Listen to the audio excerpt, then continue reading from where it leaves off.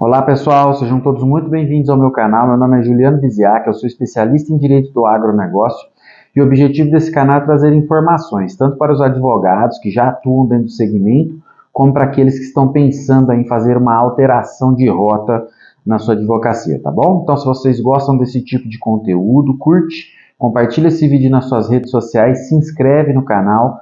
Tudo isso é muito importante para que a gente possa dar continuidade aí no desenvolvimento de conteúdo para vocês, tá bom?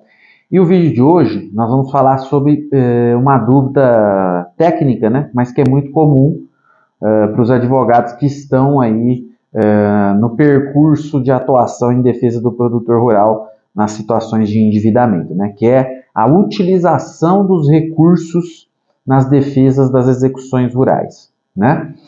E aí, para a gente falar de recursos, a gente precisa primeiro estabelecer a diferença de procedimentos e falar de fases processuais. Então, é um assunto um pouquinho mais técnico, mas que ele é fundamental para a gente poder entender qual o recurso a gente deve manejar em determinado momento, tá? Para não errar, para não ter um problema de inadequação do recurso e perder uma oportunidade de impugnar alguma decisão judicial que seja desfavorável para o nosso cliente, tá? Então, primeira coisa, no caso do alongamento da dívida rural, normalmente a gente, logo no início do processo de alongamento, a gente costuma pedir uma tutela de urgência a fim de suspender a exigibilidade das dívidas que já estão vencidas ou prestes a vencer, né?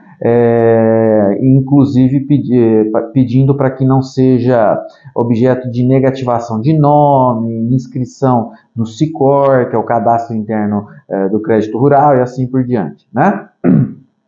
Quando essa decisão é desfavorável, ou seja, quando não é concedida a tutela de urgência, esta decisão vem através de uma decisão interlocutória. E aí, portanto, é necessário que você se utilize do agravo de instrumento, tá? O agravo de instrumento ele tem um rol previsto lá no artigo 1015 do Código de Processo Civil, e uma das possibilidades de utilização desse recurso é quando houver negativa de concessão de tutela de urgência ou tutela antecipada, tá? Então, nesse caso, você vai se utilizar o recurso correto, é o agravo de instrumento, tá?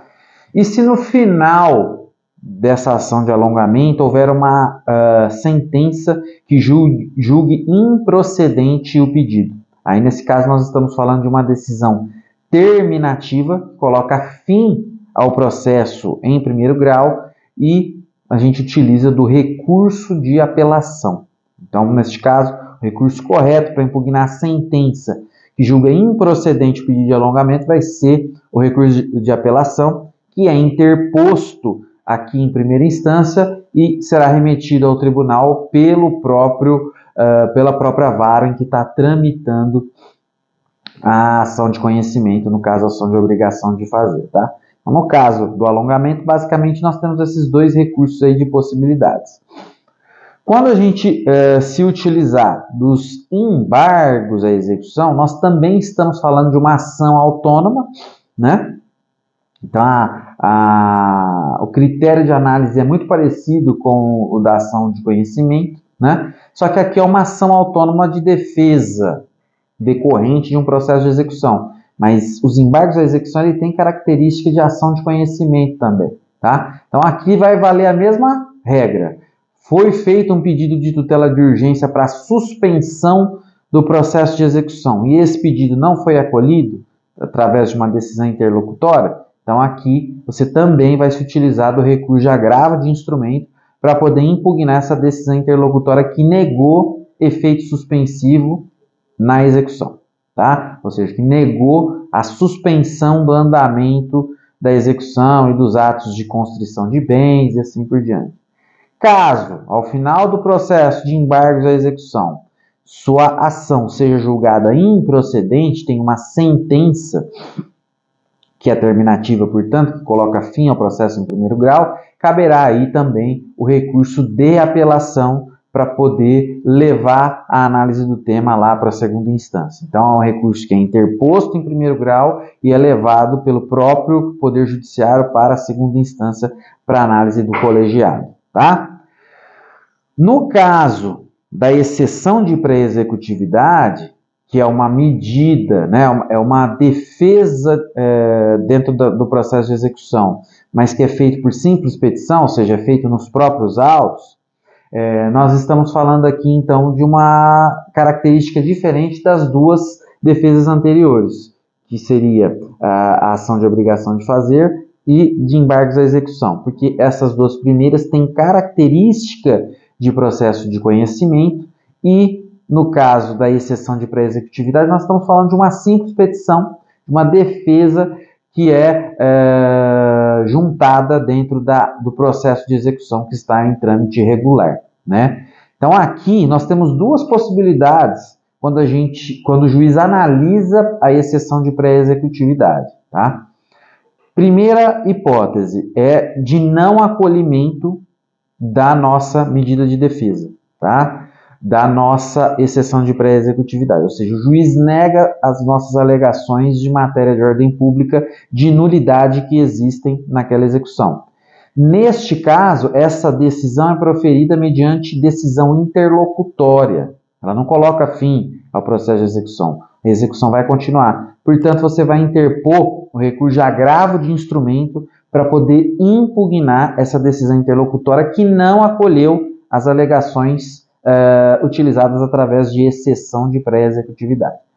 Agora, caso ocorra o acolhimento da exceção de pré-executividade, o juiz vai colocar fim ao processo de execução. Isso vai vir através de uma sentença terminativa. Ele está colocando fim ao processo de execução, no caso aí da exceção de pré-executividade, por ter identificado nulidade na execução.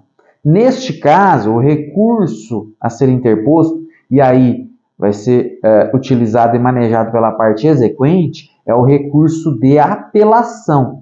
Por quê? Porque a execução foi extinta pelo acolhimento da exceção de pré-executividade. O que vai caber a nós, advogados do produtor rural? Apresentar as contrarrazões ao recurso de apelação.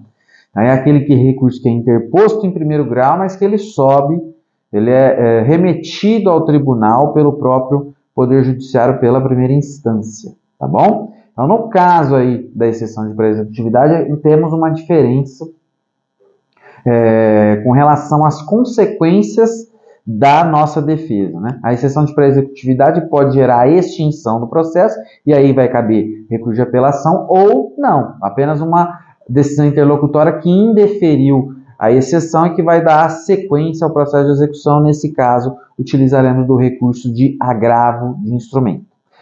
É lógico que aqui nós estamos fazendo um vídeo curto, apenas para contextualizar e poder dar uma ideia com relação à utilização dos recursos dentro das defesas rurais, aí, do endividamento rural, mas cada um desses recursos que você vai utilizar, agravo de instrumento, recurso de apelação, eles vão ter regras específicas. No caso do recurso de apelação está lá no 1009 e seguintes e do agravo de instrumento no 1015 e seguintes do CPC.